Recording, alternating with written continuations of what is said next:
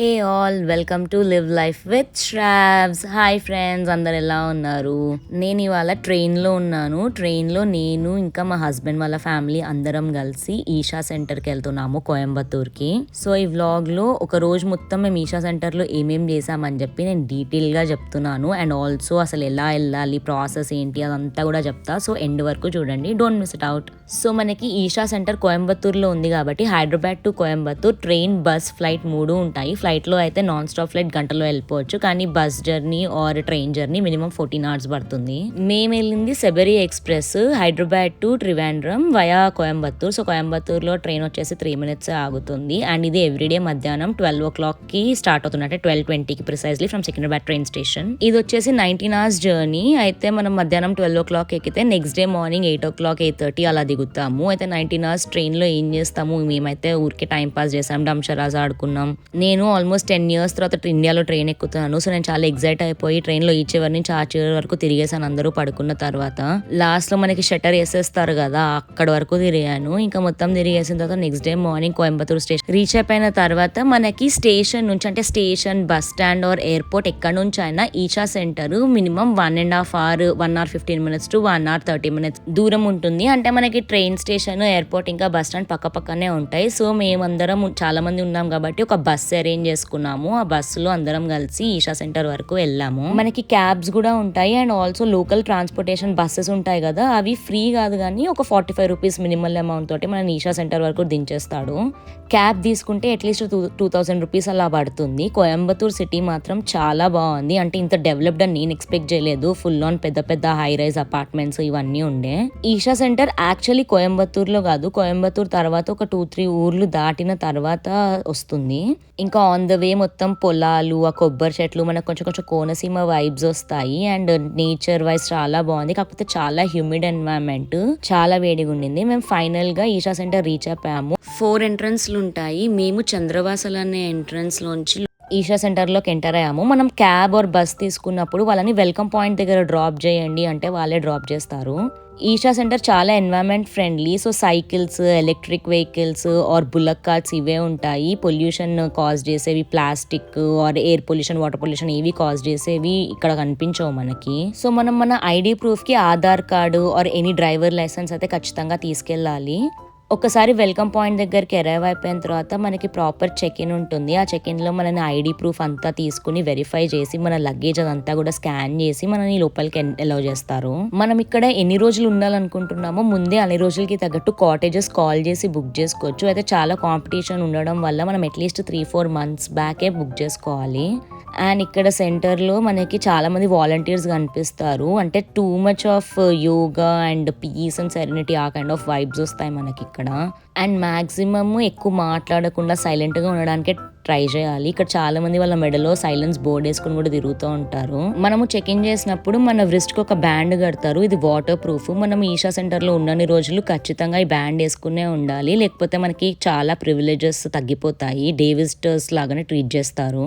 And లోపల peacocks అనిపించాయి నాకు, అది చాలా మంచిగా అనిపించింది. ఇదే మా కాటేజ్, అంటే మాకు అలాట్ చేసిన కాటేజ్. యూజువల్గా ఇక్కడ కాటేజెస్ పర్ డే 1,000 rupees అలా ఉంటాయి మనం ఏసీ కాటేజెస్ తీసుకుంటే.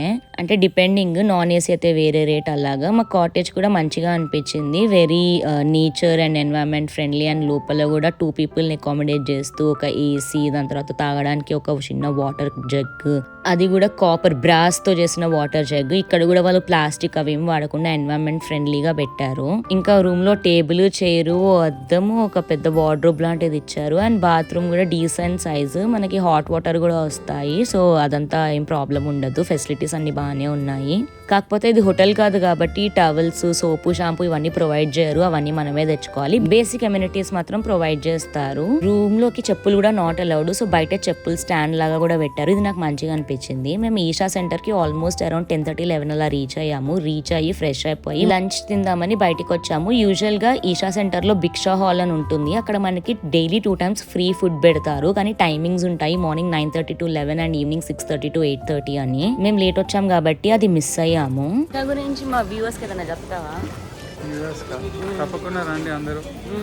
చాలా మంచి ప్లేస్. స్పిరిచువాలిటీని ఎక్స్ప్లోర్ చేయాలంటే ఇక్కడికే ఫస్ట్ రావాలి. కానీ ప్లాన్ చేసుకొని రండి. కాటేజెస్ అన్నీ ఆన్లైన్ బుక్ చేసుకోవచ్చు ముందే, చాలా ముందే చేసుకోవాలి. ఏమైనా కావాలంటే 17 అడగండి. సో ఈ అబ్బాయి వచ్చి మా హస్బెండ్ వాళ్ళ కజిన్. తిని ఈషా సెంటర్లో 7 months ఉండి ఇక్కడ అంతా ఎక్స్ప్లోర్ చేశాడు. సో తినే మాకు ఇక్కడ గైడ్ లాగా అనమాట. సో బిగ్ హాల్లో ఫ్రీ ఫుడ్ అని చెప్పా కదా, అక్కడ మనము టైంకి వెళ్ళలేదు కాబట్టి ఇక్కడ కొనుక్కుని తినడానికి బయట రెస్టారెంట్స్ కూడా ఉంటాయి. 3 restaurants ఉంటాయి సెంటర్ మొత్తంలో. ఇక్కడ కూడా హెల్దీ వెజిటేరియన్ సాత్విక్ ఫుడ్డే ఇస్తారు. లైక్ మిల్లెట్ దోశ అని, లేకపోతే రాగి ముద్ద, యాష్ గోట్ జ్యూస్ ఇలాంటి ఫుడ్డే ఇస్తారు. కానీ ఇది పెయిడ్, మనం కొనుక్కుని తినాలి. అండ్ ఇది కాకుండా టీలు కాఫీలు అవి నడుస్తూనే ఉంటాయి. ఫుడ్ మాత్రం చాలా బాగుంది. ఎక్కువ ఉప్పు కారాలు లేకుండా, మసాలా లేకుండా చేసినా కూడా టేస్ట్ మాత్రం అదిరిపోయింది. ఇక్కడంతా self service and food waste చేస్తే మాత్రం వీళ్ళు అస్సలు ఎంకరేజ్ చేయరు. సో తక్కువ ఆర్డర్ చేసుకుని ఎంత కావాలో అంత తినడం మంచిది. అండ్ లంచ్ అయిన తర్వాత మేము నెక్స్ట్ ఇక్కడ ఈషా స్టోర్ అని ఉంది, అక్కడ షాపింగ్ అంటే ఏముందో చూడడానికి వెళ్ళాము. 2 ఈషా స్టోర్స్ ఉన్నాయి. ఒక దాంట్లో ఏమో మొత్తం బట్టలే ఉన్నాయి, కాటన్, ఈ హ్యాండ్ మేడ్, ఆర్గానిక్ ఇలా ఏవేవో అంటారు కదా, సో అట్లాంటి బట్టలు అన్నమాట. మామూలు బట్టలే అంటే చూడడానికి మామూలుగానే ఉన్నాయి, కానీ చాలా ఎక్స్పెన్సివ్ ఉన్నాయి. బయట ఇవే బట్టలు మనకి సగం రేట్లో ఆర్ అట్లీస్ట్ ఒక 25% తక్కువకైతే దొరికేస్తాయి. కానీ ఇంకొచ్చాం కాబట్టి గుర్తుగా ఏదో ఒకటి తీసుకోవాలని చెప్పి ఒక కుర్తా తీసుకున్నాను. ఇంకొక స్టోర్ ఉంది, అక్కడ బట్టలు కూడా దొరుకుతున్నాయి. దాంతో పాటు ఇంకా షాంపూ, కండిషనర్, హెయిర్ ఆయిల్, ఇంకా తినేవి, రాగి పౌడర్, జొన్న పౌడర్, దువ్వెనలు, బంగారం, ఇంకా A to Z ఏది కావాలంటే అది ఇక్కడ దొరుకుతుంది. ఇవి కూడా ఏం తక్కువ లేవు. అసలు ఒక్కొక్క షాంపూ బాటిల్ అయితే 1000 rupees అలా ఉంది. ఇది ఆల్ ఇన్ వన్ స్టోర్ అని చెప్పొచ్చు. ఇంకా కోల్డ్ ప్రెస్డ్ ఆయిల్స్, గీ ఇలాంటివన్నీ దొరుకుతున్నాయి. మనకి ఏది కావాలంటే అది కొనుక్కోవచ్చు. ఏదో గుర్తుగా కొనుక్కోవడమే కానీ ఇక్కడ నుంచి కొన్ని తీసుకెళ్ళాలి అంత వర్త్, అంటే ఆ డబ్బులకి అంత వర్త్ నాకు అనిపించలేదు. ఇంకా సద్గురు ఫోటోలు, ఆయన ప్రవచనాల DVDలు ఇవన్నీ కూడా ఉన్నాయి. అయితే చాలా మంది గోల్డ్ కొంటున్నారు, ఏదో అంటే అమ్మవారి బొమ్మున్న అంటే కాన్సెక్రేటెడ్ గోల్డ్ అని చెప్పి అమ్ముతున్నారు. నేను స్టోర్ లో బిల్లింగ్ సెక్షన్ లో ఉన్నప్పుడు చాలా మంది నా ముందున్న వాళ్ళు అవి ఎక్కువ తీసుకెళ్ళడం చూసా. సో నాకు అర్థం కాలేదు అవి ఎందుకు కొంటున్నారో. నేను అడగదలుచుకోలేదు, ఎందుకంటే మనకు కొనే ఉద్దేశం కూడా లేదు కాబట్టి. బట్ మోస్ట్లీ స్టోర్ అంతా ఆర్గానిక్ స్టఫే ఉంది. అంటే ఉన్న దువ్వెన్నలు కూడా నీమ్ దువ్వెన్న అని, బ్యాంబూ దువ్వెన్న అని, బ్రాస్ బాటిల్స్, కాపర్ బాటిల్స్ ఇలాంటివే ఉన్నాయి, కాటన్ బట్టలు. సో మొత్తం కొంచెం nature friendly stuff. And also మొత్తం క్లాత్ బ్యాగ్స్ లో ప్లాస్టిక్ ఎక్కువ వాడకుండా అవాయిడ్ చేస్తూ అలా. కానీ మొత్తానికి 100% ప్లాస్టిక్ అవాయిడ్ చేయలేరు కాబట్టి ఒక 80% అయితే అవాయిడ్ చేశారనే చెప్పొచ్చు. కానీ ప్రతి ప్రోడక్ట్ మీద చాలా మార్కప్ పెట్టుకునే అమ్ముతున్నారు. బయట 500 దొరికేది ఇక్కడ 1500 అలా ఉంది. కొన్ని సామాన్లు ఏవైతే కొంచెం డ్యామేజ్డ్ ఉన్నాయో, అంటే లైక్ సొట్టపడిన వాటర్ బాటిల్స్, కొంచెం కలర్ మారిపోయినవి, లేకపోతే ఎక్స్పైరీ డేట్ కి దగ్గరలో ఉన్నవి, అలాంటివి వీళ్ళు డిస్కౌంట్ రేట్ అని చెప్పి తక్కువ కాస్ట్ కూడా అమ్ముతున్నారు. అండ్ వీళ్ళు Google pay, credit card, foreign cards ఇవన్నీ కూడా యాక్సెప్ట్ చేస్తారు. ఈషా స్టోర్ ఎక్స్ప్లోర్ చేసేసరికి మళ్ళీ ఆకలేసింది. సో స్నాక్స్ లాగా తీసుకుందామని టీలు, కాఫీలు, కొంచెం మిర్చి బజ్జీ, బనానా బజ్జీ అలా తీసుకున్నాము. మసాలా పూరి, దహి పూరి అవన్నీ కూడా ఉన్నాయి. తినేసిన తర్వాత నెక్స్ట్ మేము యాక్చువల్ ఈషా సెంటర్ అట్రాక్షన్స్ ని ఎక్స్ప్లోర్ చేయడం స్టార్ట్ చేసాము. ఇప్పుడు నేను చూపిస్తున్న దాన్ని తీర్థకుండ అంటారు. దీనికి ఆపోజిటే మనకు ఒక 15 foot పెద్ద నంది విగ్రహం ఉంటుంది. ఇది యాక్చువల్ ఎంట్రన్స్, కానీ అది క్లోజ్ చేశారు. ఆ ఎంట్రన్స్ కి ఎదురుగుండా మనకి నంది విగ్రహము, దాని వెనకాల మనకి తీర్థకుండ ఉంటుంది. ఈ తీర్థకుండలో స్నానం చేసుకుని వచ్చి ఆ నంది చుట్టూ ఒక ప్రదక్షిణం చేస్తారు. దీంతో ఇది యాక్చువల్లీ స్టార్టింగ్ పాయింట్ అన్నట్టు. అయితే ఇక్కడ ఓన్లీ బాయ్స్ కి సూర్యకుండ అంటారు, గర్ల్స్ కి చంద్రకుండ అని ఉంటుంది. అది మీకు తర్వాత చూపిస్తాను. సో ఈ సూర్యకుండ దగ్గర మనకి యోగాకి ఏరియా కూడా ఉంటుంది. ఇక్కడ అందరూ చాలా మంది యోగాది చేసుకుంటూ ఉంటారు. అండ్ ఇక్కడ స్నానం చేయడానికి వీళ్ళు వాటర్ ఫాల్ లాంటి కూడా ఒకటి క్రియేట్ చేశారు. అంటే పైనుంచి వాటర్ పడుతూ ఉంటాయి. 20 rupees కడితే వాళ్ళు మనకు ఒక వస్త్రం ఇస్తారు. ఆ వస్త్రం వేసుకుని ఆ తీర్థకుండలో స్నానం చేయాలి. మీకు కనిపిస్తుండొచ్చు పైన వాటర్ ఫాల్ లాగా పడుతుంది. నీళ్ళల్లో శివుడి విగ్రహం లాగా కూడా ఒకటి ప్రతిష్ఠించారు. సో స్నానం చేసి ఆ శివుడికి ఆ వాటర్ తో జస్ట్ అభిషేకం లాంటిది ఒక దండం పెట్టుకోవడం చేసి దాని తర్వాత వచ్చి ఆ నంది చుట్టూ ప్రదక్షిణం చేయాలన్నమాట.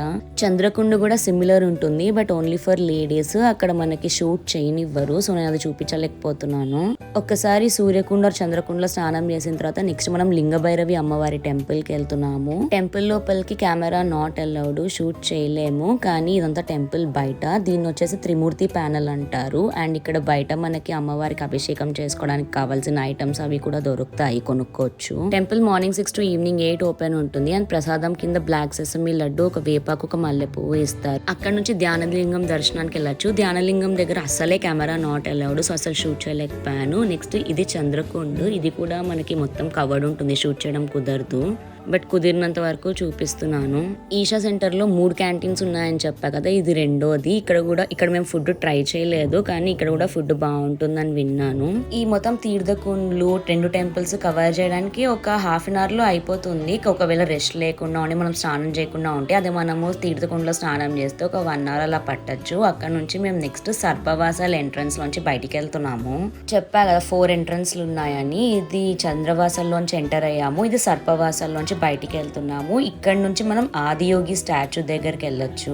ఒక 10-15 మినిట్స్ వాక్ ఉంటుంది అంతే. అండ్ నడవలేని వాళ్ళ కోసం ఎడ్ల బండిలు ఇంకా షేర్ ఆటో లాంటివి కూడా ఉన్నాయి. అండ్ ఇక్కడ ఈషా సెంటర్ లోకి రాకుండా ఓన్లీ ఆదియోగి స్టాచ్యూ చూడడానికి వచ్చే వాళ్ళు కూడా చాలా మంది ఉంటారు. వాళ్ళు బస్లలో వస్తారు, సో బస్ పార్కింగ్ స్పేస్ అదంతా కూడా ఉంటుంది.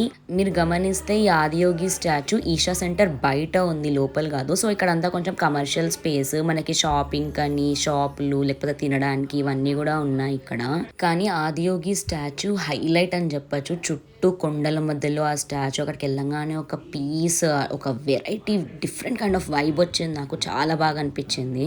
నేను ఈ ఆదియోగి స్టాచ్యూ దగ్గరికి ఈవినింగ్ వెళ్ళడానికి సజెస్ట్ చేస్తాను. ఎందుకంటే మనకు అప్పుడు పొద్దున్న చూసినట్టు ఉంటుంది, అంటే సన్లైట్ లోనూ చూసినట్టు ఉంటుంది, డార్క్నెస్ లో కూడా స్టాచ్యూ చూసినట్టు ఉంటుంది. చీకటి పడుతున్నా కొద్ది ఆ స్టాచ్యూ ఫీచర్స్ ఎన్హాన్స్ అవుతూనే ఉంటాయి. అసలు ఎంత బాగుంటుందో, అలా చూస్తూ ఒక తన్మయత్వంలోకి వెళ్ళిపోతాము. నాకు చాలా బాగా అనిపించింది. ఎవ్రీడే నైట్ 7 o'clock నుంచి 7:40 వరకు ఇక్కడ షో ఉంటుంది, లేజర్ షో లాగా. సో ఒక 6:30 కల్లా ఇక్కడికి వస్తే సన్లైట్ లోనూ ఫోటోలు దిగచ్చు, లేజర్ షో కూడా చూసి తర్వాత చీకట్లో కూడా ఫోటోలు దిగచ్చు. చాలా బాగుంటుంది. కానీ లేజర్ షో మాత్రం ఏమన్నా అసలు ప్లాన్ చేసి అరేంజ్ చేశారా, చాలా బాగా అనిపించింది. నేను మొత్తం షో క్యాప్చర్ చేయలేను, కానీ కుదిరినంత వరకు క్యాప్చర్ చేసి వీడియోలో యాడ్ చేయడానికి ట్రై చేశాను. అసలు చాలా మంది ఇన్స్టాగ్రామ్ లో ఈ ఆదియోగి స్టాచ్యూ దగ్గరికి వెళ్ళి ఫోటోలు పెడుతూ చాలా మంచిగా అనిపించింది అది ఇది అంటే ఏదో హైప్ చేస్తున్నారు, ఓవర్ చేస్తున్నారు అనుకున్నా. కానీ అక్కడికి యాక్చువల్లీ వెళ్ళాక నాకు అర్థమైంది ఏంటి సీన్ అని. ఈషా సెంటర్ మొత్తంలో కెమెరా నాట్ అలౌడ్. ఈ ఆదియోగి స్టాచ్యూ దగ్గర మాత్రమే కెమెరా అలౌడ్.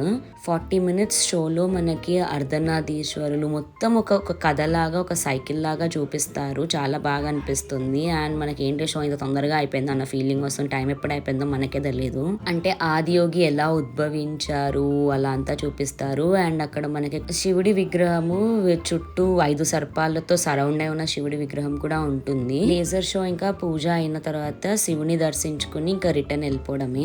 3 రెస్టారెంట్స్ అని చెప్పా కదా. ఈషా సెంటర్ బయట ఇంకొక రెస్టారెంట్ ఉంటుంది. అయితే నాకు ఇవాళ భిక్షా హాల్లో ట్రై చేయాలనిపించింది. భిక్షా హాల్లో ఫుడ్ 6:30 to 8:30 వరకే ఉంటుందని చెప్పా కదా. సో ఈ షో అయిపోయిన తర్వాత ఇంకా ఫాస్ట్ గా నేను లోపలికి పరిగెత్తుకుంటూ వెళ్ళాను. అయితే ఈసారి మేము సూర్యవాసల్లోంచి ఎంటర్ అయ్యాము, ఎందుకంటే సర్పవాసాలు క్లోజ్ చేసేసారు. ఇది వచ్చి గోశాల. వీళ్ళు ఇక్కడ నడిపించే ఎడ్ల బండ్లు అవన్నీ ఆ గేదెల్ని ఇక్కడే పెడతారు. ఇది కూడా మనకి ఈషా సెంటర్ బయటే ఉంది. సో భిక్షా హాల్లో ఏంటంటే 3 batches ఉంటాయి. ఫస్ట్ 2 batches వెళ్తే మనకి ఫుడ్ బాగా దొరికే ఛాన్స్ ఉంటుంది. ఇప్పుడు last batch 8:30 batch, 8:30 last entrance. So అప్పుడు కనుక మనం వెళ్తే ఫుడ్ ఎంత ఉంటే అంతలోనే అడ్జస్ట్ చేసుకోవాల్సి ఉంటుంది. అండ్ మనకి చేతిలో బ్యాండ్ ఉంది కదా, ఆ బ్యాండ్ ఉన్నంత వరకే మనం లోపలికి ఎంటర్ చేస్తారు. సూర్యవాసల్ నుంచి ఎంట్రన్స్ అవుతుంటే మనకి ఎదురుగుండా ఫస్ట్ సూర్యకుండే కనిపిస్తుంది. అండ్ ఇందాక బ్యాక్ చూపించా కదా, ఇది ఫ్రంట్ ఆఫ్ ద సూర్యకుండ అనమాట. అండ్ భిక్షా హాల్లో కూడా వాలంటీర్స్ అందరూ ఒక దగ్గర కూర్చుని మనకి ఫుడ్ పెడుతూ ఉంటారు. అయితే మనకి లాస్ట్ బ్యాచ్ కాబట్టి కొన్ని ఐటమ్స్ అయిపోయే ఛాన్స్ ఉంటుంది. 4 items ఉండే, నా వరకు వచ్చేసరికి 2 items మిగిలాయి. బట్ పర్లేదు, నాకు సఫిషియెంటే అనిపించింది. తినేసిన తర్వాత ఇంకా మనం ఎవరి ప్లేట్ వాళ్ళే వాష్ చేసుకుని పెట్టేసేయాలి. ఇక్కడ అంతా సెల్ఫ్ సర్వీస్. ఫుడ్ పర్లే టేస్టీగానే ఉండింది. సో ఇది మా డే అట్ ఈషా సెంటర్. రేపు కూడా ఇక్కడే ఉంటున్నాము. రేపు ఏం చేశానో ఇంకో వ్లాగ్ లో పెడతాను, లెంత్ ఎక్కువ అయిపోతుంది. మీకు కనుక ఈ వీడియో నచ్చినట్టయితే do like, share and subscribe.